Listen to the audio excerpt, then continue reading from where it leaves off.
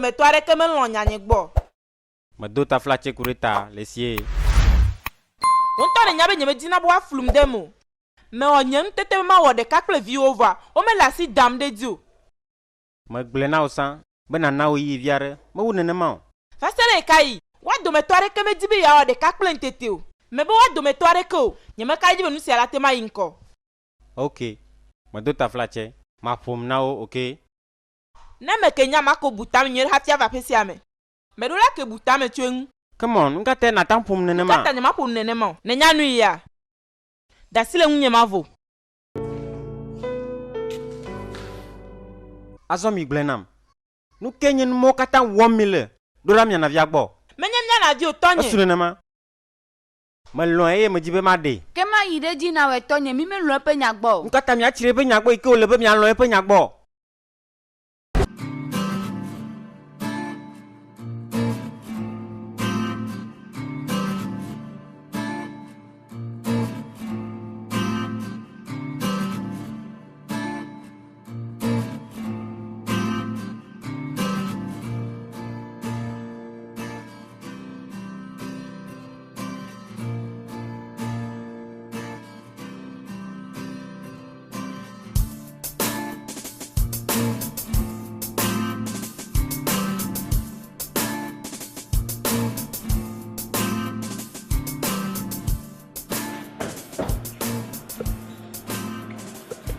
Azon, vigno.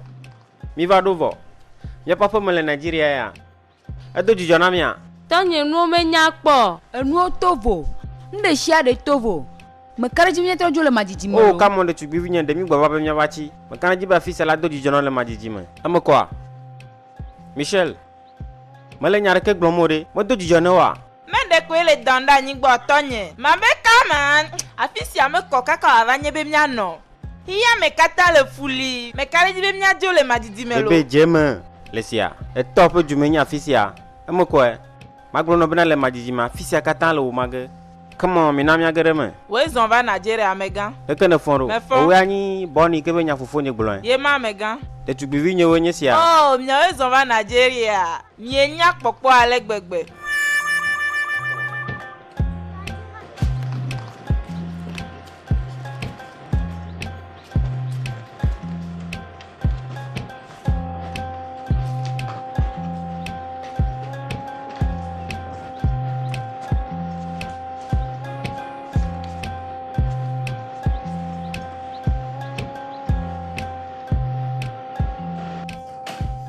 Devio nyabe home ya nado kpotola dolile hwame me nyabe mado jijo na mi ovoa mi honene ma dem ye hia na de a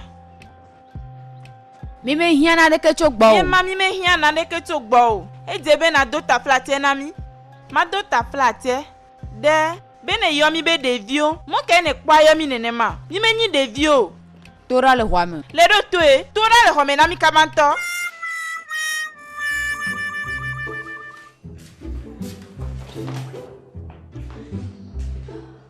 Nu imi o ma menyo. E ma me kanyo.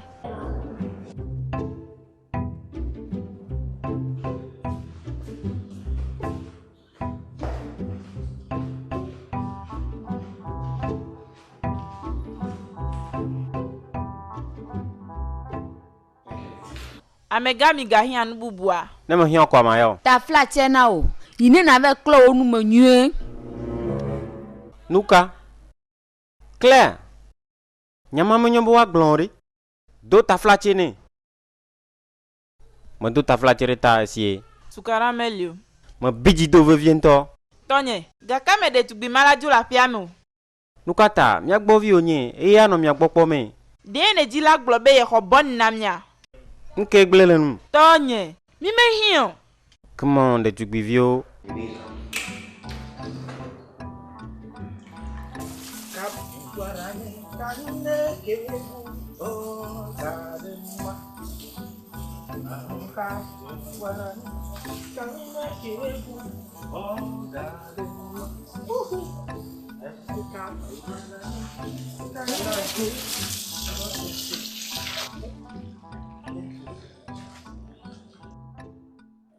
Nu katanko me le nema. Me kare yo ku he me lio de.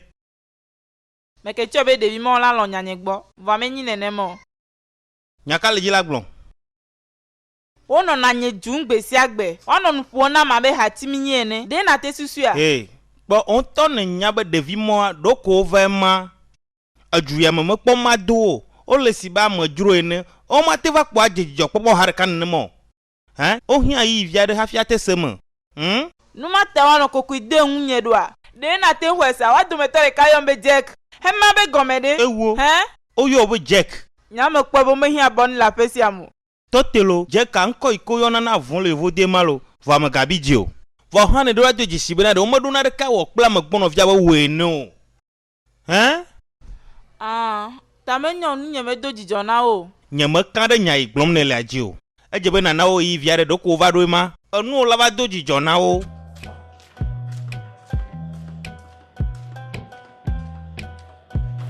Hein? E ke yin je ka ya. Ni koma me kare jibe yo na von le vo de lo.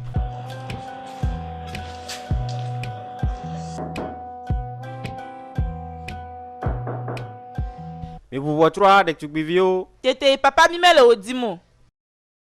Ta fletene mi bubo 3 nem. De tugbuvio le dzi bim. Enyo mi na mi afo nkurem misia. Mi bubo 3. Mi vila de tugbivio. De tugbivio. Mi le tama sentolo. Ko mi na mi atoti hontru dia. Tonye, mi me hia bonu. Nya be mi glese me hafi gbove. Mi me hia bonu. Manyame mi fo nkurem, okay. Va mi hia kperem to la fia. Nto ha mi me kpo chi akpo mi anokwi gbore. Nele mia zuma. Tonye, mie tro zu de tugbivio azon. Nya tema onu si miedi. Tonye me gado to. Nyame hia me ya no gbonye kpon kple avuvi. Mesenya wa vinye. Makpobo ma dia avuvi nyuare no. Ta flachina me mi hia bon. Mi hia bon la pesia me misie.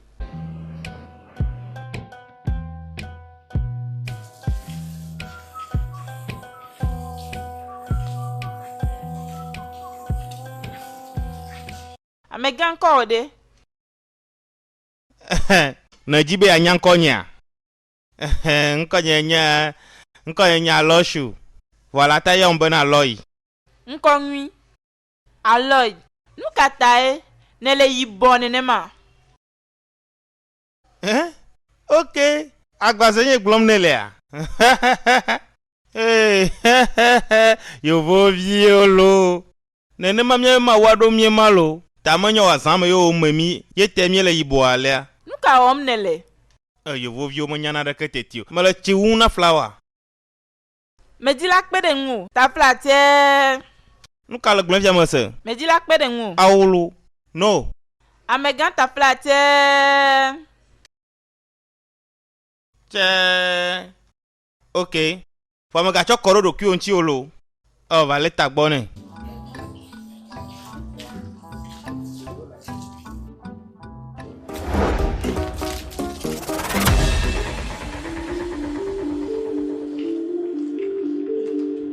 Nge makpomele. Nkenyema. Mode kukwa maga. Ta gbo kuku nkenyema. Tonye vivi nto George na made. Hey, gere ko mna vedo la ufifi lai. Necho. Votonye. Nemele nyarke jimu.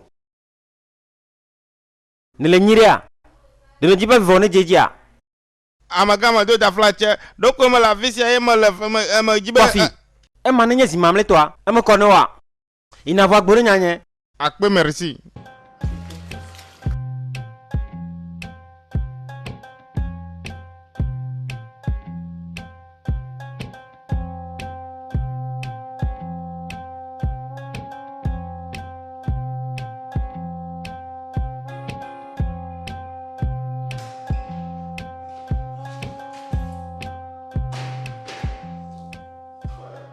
Nke jo afi malabaji o. Nyamate la no domo tonye. Leko joro. Ela be di mele nye jomo. De na tanglo nu itaye jimele o jom na ma. Hunya sogbol Afrika unu. Choga ememye gbova gbedidi are ko se mele. Tonye. Mele motora de be gbedidi se mu ike gbe ma no te o. moteur. A dit la glombe groupe a. Nous gagnons groupe. Vigne le poids. Kuhi ne le mia pas du siame aima. Kuhi anye bena, imete pona électrique yesia yo. Ye temizana groupe le douame. Quand on dit la globe groupe de Manuel, mais à Joman n'a pas mené miwa. Ne pena no. Nous katamere comme glonia siana ho ho. Tonya me de coucou de miate trop jo kaba. Enyo mia funkurem cho. Fifia inave mlani.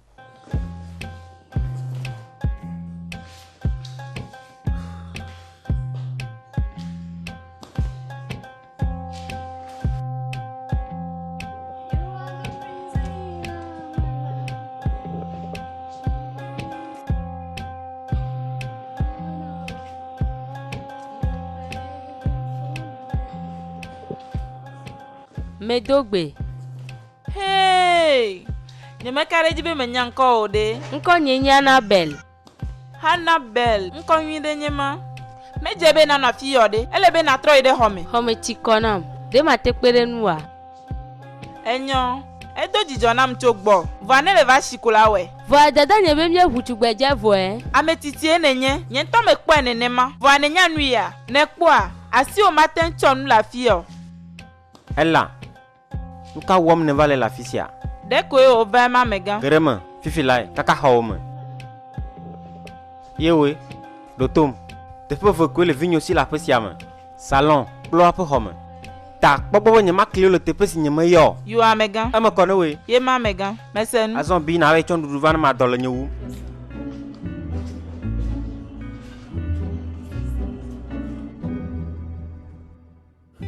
Agnon de tu bivignon. Ma wade un peu de là où avoir quoi miata. Les amblis boulame. Mon megle na peu pom viodio. Nuka tene yona be pom do.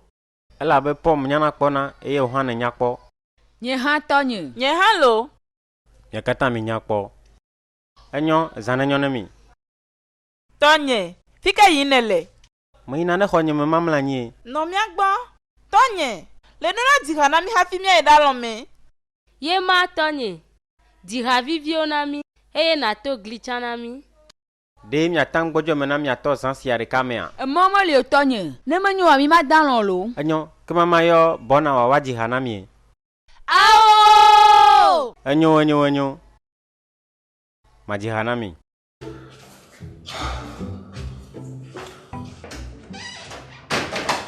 Daga. Mega yebe dagon. Menyi mnya dadao. Le koyo nan kodo. Nko nyenye ti kosili. Tinuka. Ti kosili. Ni konya se viviare nyema. De mya tema yo be gresa. Enyo nko ene jiro mi kwa. Ta flate mi dunwa. Efie viene nya.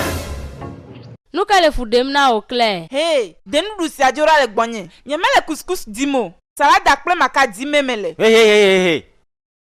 Nya domo toke mayon la ponyema. Michel.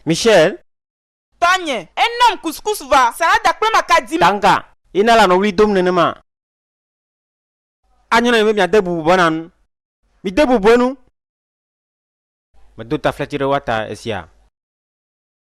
Ma le godo gema. Mi akpo mi aroku jinwe. Ta flatire lenkure wam nansia. Ma trok bole ma jijima.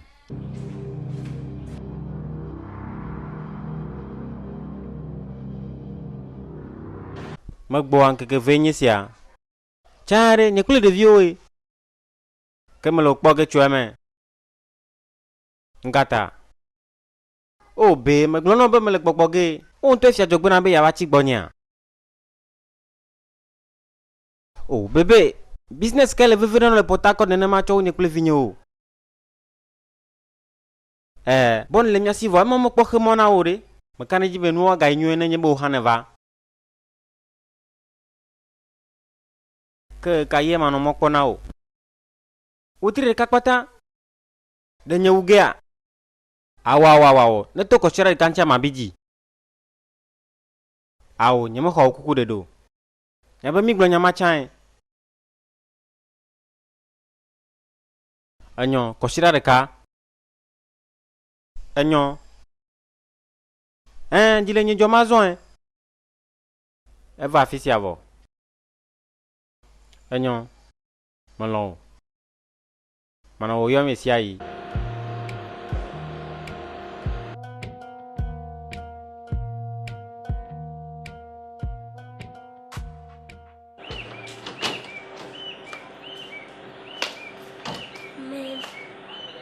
Claire. Claire. Annabelle. Agbale tutu. Gadi a haimle da fi mema. Akplele vous dodo no. Mie do la zon de dji.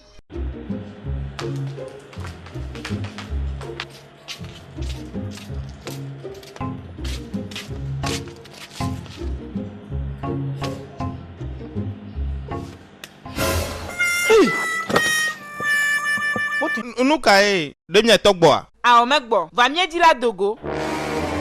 Nya ya fika. Nuka ta. Afia me ti konami. Mie di la dogo la ve de honlo. Aholo kwa. Ha?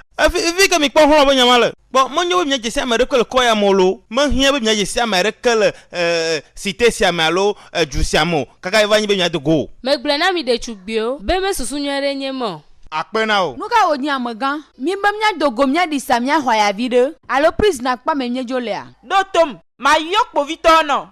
Ne juro yo Yesu Kristo. Ate yo belen ganto ha. Bla bla bla bla bla bla bla bla bla bla bla bla bla bla bla. Hey. Eke ga wanyi bena.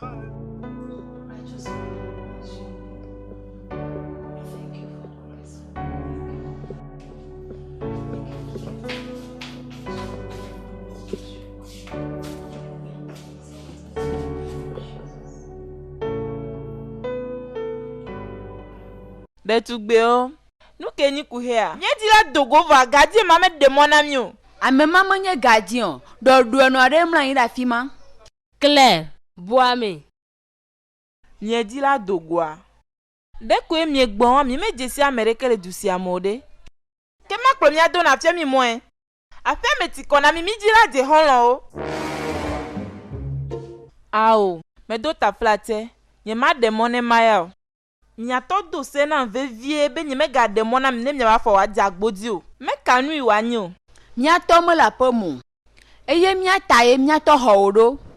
Ta kplo mi dogo. Gbere.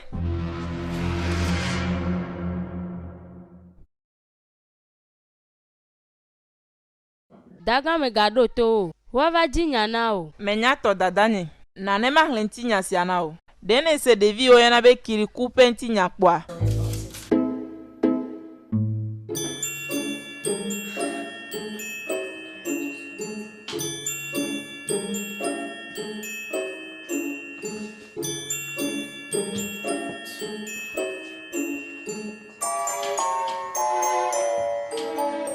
Nuka onye wo miele. Nyele jojom yiri America. Afisi a chi kona mi manga teno jijire o.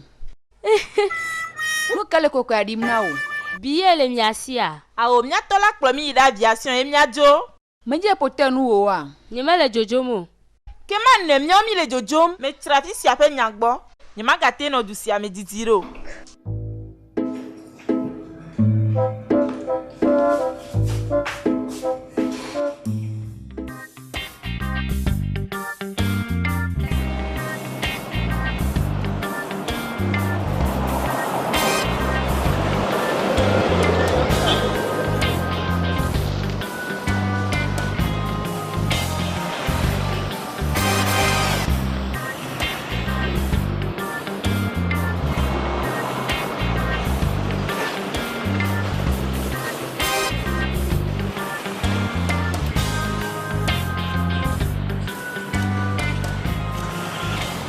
Oscar. Oscar la. James. Ote po jiji o. James. Nyemo nyawa le gbore. Nkeke venye se me trok bova men. Nya te po ya. Ya. Wow, ye vi o de. Au fond, mia katan gbo. Nya ntoto a. Wow. Ye ma tang glo di ore. Tovinye, le jagbagba lo, me nya vi o nyolo. Nya ka glom ne le. Me le devi mo gbo kpo tso ge me ke wa no kujo le gbonye. Me fa vo a. Nya do akpe ne ma o. Me se me na o hlo nye vie. Ne kpo a nye me kpo kpo. Jijo a nye na be ma kpo. Chade, me le jojo me ma. Tso bu aklo do ne mi ira fa me. Okay, ejo e ma.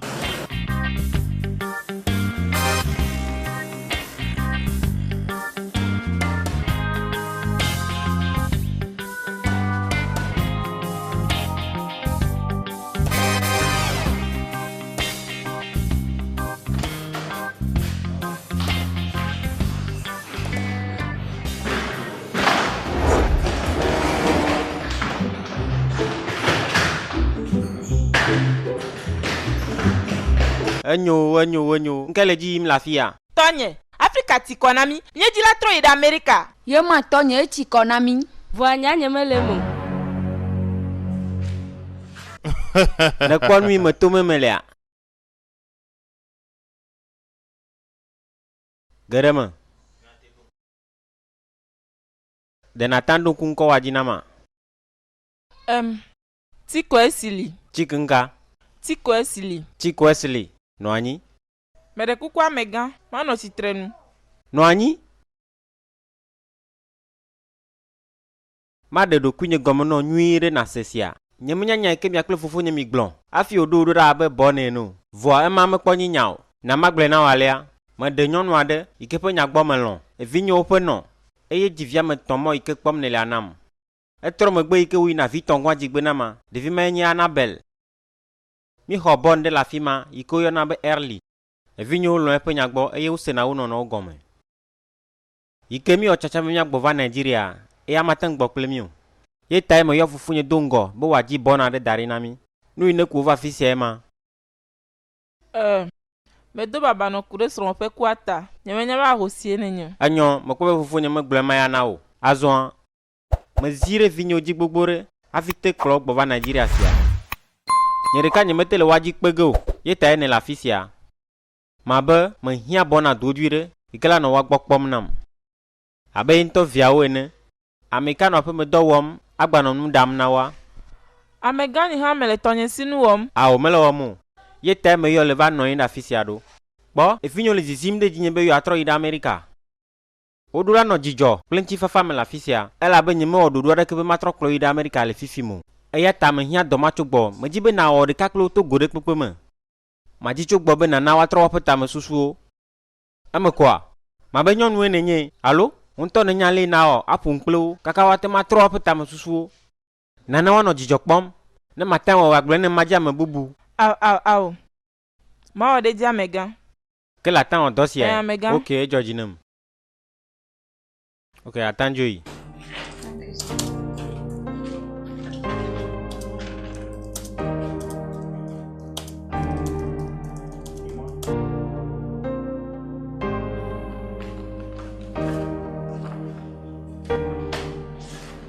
Ɖevio, nuɖuɖu asɔgbe vɔ. Mi va mi yi kplɔ ŋuti.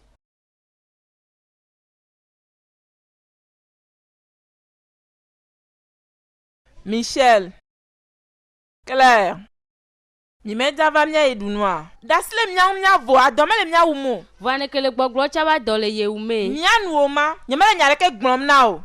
Yi ne ne gblɔ na miatɔ be mi megali na ɖeke ŋutɔ ɖu ge le aƒe sia me ko. Tsɔ wu be ne be yeatrɔ kplɔ mi ɖe Amerika. Ɖevio, dzidzɔ míayɔ be ɖevio, mi meganyi ɖevio. Yɔ míaƒe ŋkɔ. Enyo, Michel, Claire. Nu ka ta miedzi la trɔ yi ɖe Amerika ɖo? Elabena ɖe sia ɖe si le du sia me medze na mi o. Miatɔ hã da ɖe mia dzi. Exɔ bɔnu na mi. Nu yi ke mi mele dzidzim o ema. Enyo, mese miaƒe dzibibia gɔme. Vɔa, miatɔ medi bena miado go le aƒe sia mo. Elabena afi ya mele abe Amerika ene o. Mele dedienɔnɔ me abe Amerika ene o. Vɔa mi nya nu ya. Makplɔ mi dogo. Nenyi be ye ado dzidzɔ na mia. Sãe ɖe ado dzidzɔ na mie. Ke gaka me na kplɔ mia dogo.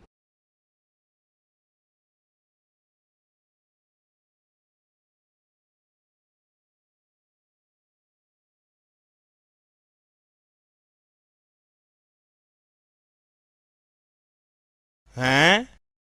Mission impossible ma gblɔm ne le lo. Amegã la wo zi ɖeka. Nenye be amegã va nya ema lo. Mete le nyanyagbo nenyi be le gblɔ ne ema. Nenye be nyemate wɔ nenema o.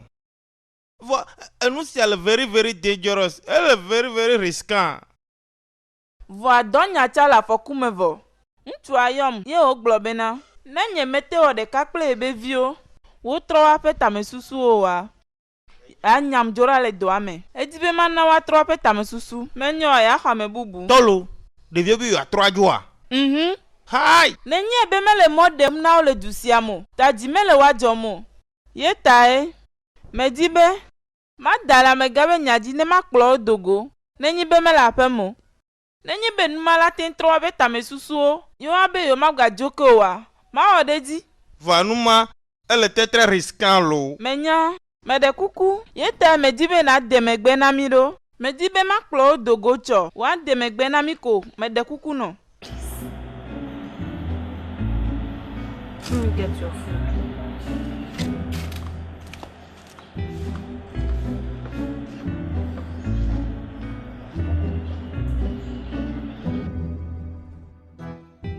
Salmo ta ton pourquoi ma den globena. Ne me mlan eye me yida lomela. Megafona. Ela be ma ope amen veve likplim. Eye nye ma vona futo akpena de yo ke titre nye ahaudio. Me do onkore di ela be ma we nenye. Akpena o ma u ela be ne na me jesi obe wenye nyatepe la kple mola. Me da akpena be ne form disi ada fo ame vedi. De la Yesu to wenye akpe. Hobubu lendi ya.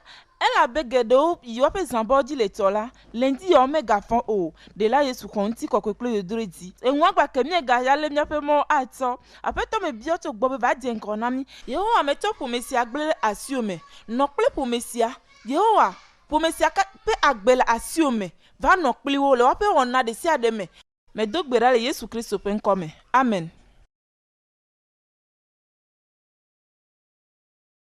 Ani Chukaka ga kemele la fia. Ewo videvo. Nuka e. Me di la gblɔ nya ɖe na o. Enyo. Mele todi nyagavi.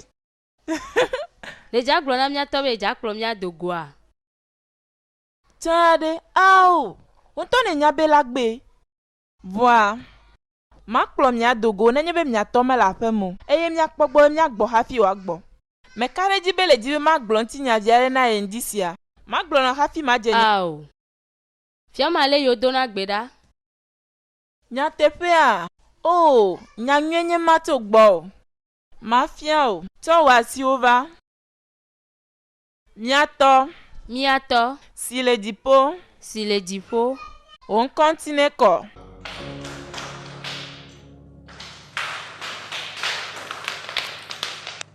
Tanye, nuka onye omnele. Nuka taure kale no adum yike me yomi o. Me wa nyiro tonye. Nyame tso be de tugbivi nyo bidzi eye wa gbe be ma dun kple mo re. Nyake bidzi do tan. Me ganye fifi o. Mi me ga le dibim do. Wa ne gbe ma na mi nu idum ne lo mi abiji do. Mi va dui. Nyame nya on dane me, nyame se mo re. Mana de ko tonye die le mi ajom. Ah. De mi ka sen kple bona. Tanye de la dasile miati